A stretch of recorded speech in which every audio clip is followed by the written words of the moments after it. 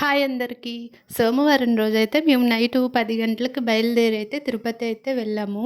తిరుపతికి 3 గంటలకైతే చేరుకున్నాము. మేమైతే మొత్తం 4 ఫ్యామిలీస్ అయితే వెళ్ళాము.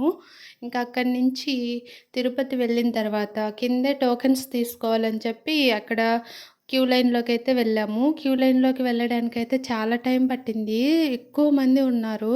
దోసుకొనైతే ఉన్నారు. ఈ టైంలో అయితే అసలు ఎవరు తిరుపతి అయితే వెళ్ళొద్దు. ఎప్పుడైనా సెలవులు కాకుండా స్కూల్ పెట్టినప్పుడు మాత్రమే వెళ్ళండి. ఇంకా మేమైతే 3 గంటల సేపు క్యూ లైన్‌లో నిలబడి టోకెన్స్ కోసం వెయిట్ చేస్తే మా దగ్గరకొచ్చేసరికి టోకెన్స్ అయితే అయిపోయాయని చెప్పేశారు. ఇంక మళ్ళీ బయలుదేరి శ్రీవారి మెట్ల దగ్గరకైతే వచ్చేసాము. ఇంకా అక్కడి నుంచి శ్రీవారి మెట్లు ఎక్కి మళ్ళీ పైకైతే వచ్చేసాము. కొంచెం సేపు నడుస్తూ మధ్యలో కూర్చుంటూ ఆగి ఆగి అయితే పైకైతే వచ్చేసాము.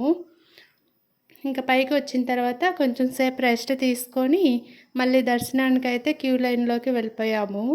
క్యూ లైన్‌లోకి వెళ్ళిన తర్వాత అయితే అసలు ఇసుకేస్తే రాలనంత జనమైతే ఉన్నారు. ఇంకా మాకు క్యూ లైన్‌లోనే 12 గంటలు టైం పట్టింది. ఇంకా అక్కడే దర్శనంకి 1:30 రోజు టైం పట్టింది. ఇంకా మేము అక్కడ దర్శనం అయితే బాగా జరిగింది. స్వామివారినైతే బాగా చూసాము. అంతసేపు కష్టపడిన స్వామివారిని చూసేసరికి మా కష్టమంతా పోయింది. తర్వాత మళ్ళీ బయలుదేరైతే ఇంటికొచ్చేసాము.